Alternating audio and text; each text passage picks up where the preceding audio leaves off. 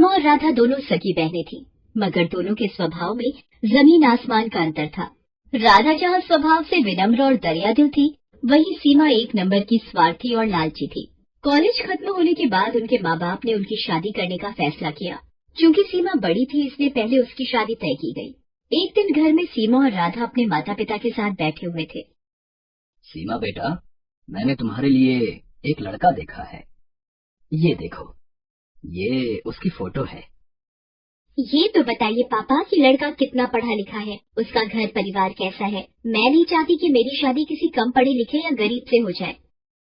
अरे बेटा, लड़का बैंक में ऊंचे पद पर है, अच्छा खाता पीता घराना है उसका, रुपए पैसों की कोई कमी नहीं है।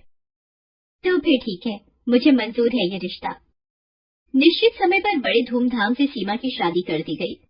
चूंकि सीमा बड़ी बेटी थी, इसलिए उसके पापा ने शादी में कोई कसर नहीं छोड़ी। उन्होंने अपनी हैसियत से ज्यादा खर्च किया इस शादी पर। इसकी वजह से उन पर अच्छा खासा कर्ज भी हो गया। कुछ समय बाद राधा भी शादी के लायक हो गई। एक दिन, सुनो जी, मैंने राधा के लिए भी एक लड़का देखा है। ये लोग सीमा के ससुराल वालों जितने अमीर तो नहीं हैं, मगर शहर में उनका अपना घर और अपनी किराने की दुकान है। अपनी राधा खुश तो रहेगी ना वहाँ? हाँ हाँ, क्यों नहीं।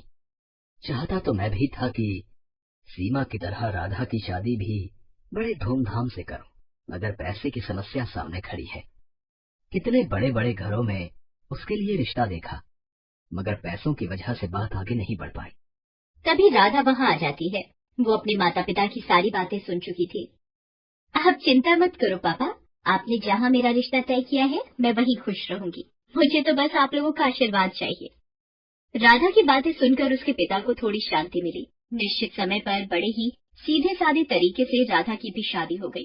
राधा के ससुराल में केवल उसकी सास थी, जो अक्सर बीमार रहा करती थी। राधा ने आते ही घर की सारी जिम्मेदारी अपने सर ले ली, जिससे उसकी सास को बड़ी राहत मिली। राधा दिन भर घर का काम करती थी और समय मिलने पर वह दुकान के कामों में अपने पति का हाथ भी बटाती थी। उधर सीमा की जिंदगी ऐशो आराम से गुजर रही थी, कभी शॉपिंग तो कभी किटी पार्टी। उसका सारा समय इन्हीं चीजों में बीतता था। एक दिन राधा और उसके पति दुकान पर थे, तभी वहाँ एक चमचमाती कार आकर रुकी। उसमें से सीमा और उसके पति निकले। सीमा के हाथ में मिठाई का डिब्बा था। दोनों दुकान में गए और सीमा राधा को मिठाई का डिब्बा देते हुए बोली, तेरे जीजा जी ने आज ही इस कार की डिलीवरी दी है। पूरे 20 लाख की कार है। मैंने सोचा ये खुशखबरी राधा को दी जाए। दरअसल सीमा राधा को जलाने के लिए अपनी कार दिखाने वहाँ आई थी, मगर भोली भाली राधा उसकी इस चाल को समझ नहीं पाई। मगर राधा का पति अनिल इन बातों को समझ गया। सीमा और उसके पति के जाने के बाद अनिल बोला, तुम्हारी बहन यहाँ खुशखबरी देने नहीं आई थी, बल्कि हमें जलाने के लिए यहाँ आई थी। वो जानती है ना कि हमारी हैसियत नहीं है ना कार खरीदने की, इसलिए अपनी नई कार दिखाकर हमें जलाना चाहती थी। नहीं जी, ऐसी कोई बात नहीं है। वो भला हमें क्यों जलाना चाहेगी? ऐसी ही बात है। उसे पता है ना कि मैं कभी कार नहीं खरीद सकता, मामूली दुकानदार जो हूँ, और उसका पति तो बैंक में बड़ा अफसर है ना। क्यों? किसने कहा कि तुम कभी कार नहीं खरीद सकते? तुम जरूर कार खरीदोगे। अरे सीमा का पति तो बैंक में नौकरी करता है। एक हिसाब से देखे तो वो बैंक का नौकर है, उसे बैंक के हिसाब से काम करना पड़ता है। मगर यहाँ तुम तो अपने मालिक खुद हो। तुम जैसे चाहो अपनी मर्जी के मुताबिक काम कर सकते हो। अगर तुम ठान लो तो कुछ भी कर सकते हो। मैं हर कदम पर तुम्हारे साथ हूँ। देखना, थोड़े ही दिनों में तुम एक कार क्या 10 कारों के मालिक बन जाओगे। उसने सारी चिंता छोड़कर जी तोड़ मेहनत करना शुरू किया। वो रोजाना सुबह 7 बजे दुकान खोलता था और देर रात 10 बजे तक दुकान पर ही रहता था। दोपहर के बाद राधा भी उसका हाथ बटाने दुकान पर आ जाती थी। राधा और अनिल दोनों ही स्वभाव से कोमल थे। ग्राहकों से बड़ी ही विनम्रता से बात करते थे। इसका नतीजा ये होता था कि जो भी एक बार उनके यहाँ से सामान ले जाता, वो फिर बार बार वहीं आता था।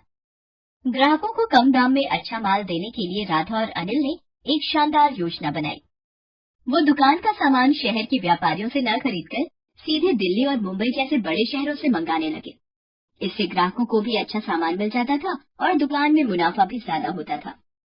इस तरह धीरे धीरे कुछ ही सालों में अनिल ने राधा के नाम से कई किराने, फल, सब्जियों और डेयरी उत्पादों की दुकानों का शुभारंभ किया और उनका नाम रखा राधा ग्रोसरी मार्ट।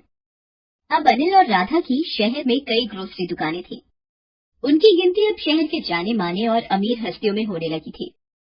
राधा की सास तो खुशी से फूली नहीं समाती थी। वो सबसे कहती थी, अरे मेरी बहू तो साक्षात लक्ष्मी का रूप है।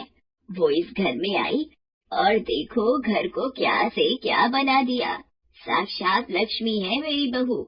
मिट्टी को हाथ लगा दे तो सोना बन जाए।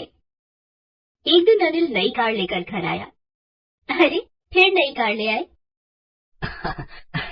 मैं कुछ नहीं कर रहा, ये तो तुम्हारी बात ही सच हो रही है। कौन सी बात? अरे तुमने ही तो कहा था ना कि मैं एक नहीं 10 कारों का मालिक बनूंगा। लो, उनमें से 7 तो आ गई, बस अब 3 और बची हैं। राधा खिलखिलाकर हंस दी। चलो, इसी खुशी में तुम्हारी बहन के घर मिठाई दे आए। दोनों मिठाई लेकर सीमा के घर चले। कार से उतरकर दोनों उसके घर के अंदर पहुंचे। अंदर सीमा और उसके पति में लड़ाई चल रही थी। इस लड़ाई की धुन में उन्हें पता ही नहीं चला कि कब राधा और अनिल वहां आए। अरे मैं पूछती हूँ कि जरूरत क्या थी बैंक में पैसे गबन करने की? तुम्हारी जमानत करवाने में घर की सारी जमा पूंजी खर्च हो गई।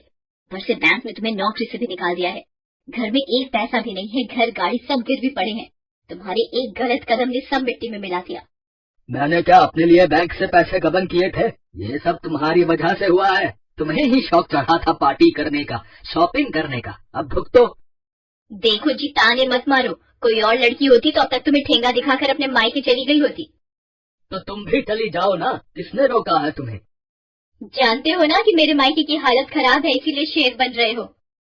अभी वो लोग झगड़ ही रहे थे कि उनकी नजर अनिल और राधा पर पड़ती है। सीमा रोते हुए राधा से लिपट जाती है। अरे आप लोग यहाँ, मैं आपको कुछ कहने की जरूरत नहीं है, हम लोग सब जान चुके हैं। मैंने सुना है इस महीने आप एक नई ग्रोसरी स्टोर खोलने वाले हो। अगर वहाँ का मैनेजर आप मुझे बना दे तो बड़ी कृपा होगी। हमारे घर की हालत तो आप देख ही रहे हैं, आपसे कुछ छुपा हुआ नहीं है। अनिल और राधा ने एक बार एक दूसरे की ओर देखा और फिर सीमा के पति को हाँ बोल दिया। अब सीमा का सारा घमंड चूर चूर हो गया था। एक समय में जिसे वो अपने दौलत की झूठी शान दिखाकर जलाना चाहती थी, आज वो उसी के रहमो करम पर थी। उसे एहसास हो गया था कि दौलत पर कभी घमंड नहीं करना